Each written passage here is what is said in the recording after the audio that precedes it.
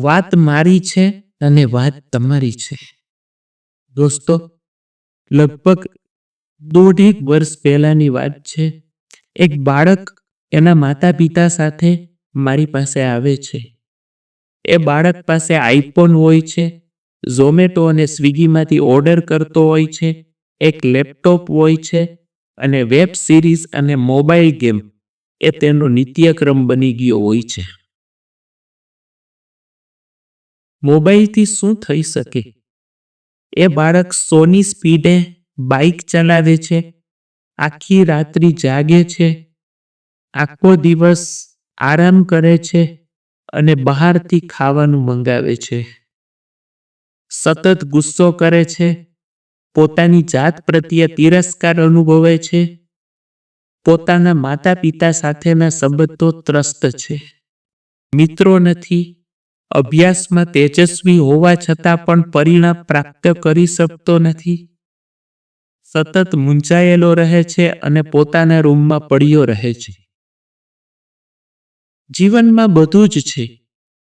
પરિવાર છે, ઘર છે, અભ્યાસ છે, સારી તંદુરસ્તી છે, આર્થિક સમૃદ્ધિ છે. તો એક બાળક આવું જીવન કેમ જીવે છે? એ જ્યારે મને ખબર પડી, એના માતા પિતાને ખબર પડી, એની શાળાને ખબર પડી, ત્યારે દોસ્તો એમની સાથે કાર્ય કરવાનું નક્કી કર્યું. અને જ્યારે હું ઊંડાણમાં એમના જીવન સાથે જોડાયો તો મને ખબર પડી કે આનું એકમાત્ર કારણ એ મોબાઈલ છે. આ મોબાઈલે એમને મથાવ્યો છે. કોઈ પણ સંજોગોમાં મોબાઈલ એના જીવનમાંથી દૂર થવો જોઈએ.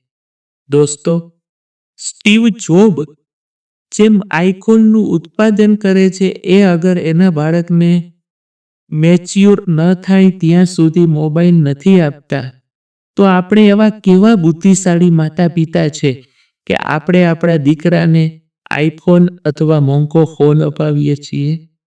દોસ્તો, મોબાઈલ મથાવે છે એવા મને અનેક અનુભવો થયા છે. તમારે એ અનુભવ કરવો છે કે મેં કરેલા અનુભવોમાંથી શીખી લેવું છે, એ તમે નક્કી કરજો.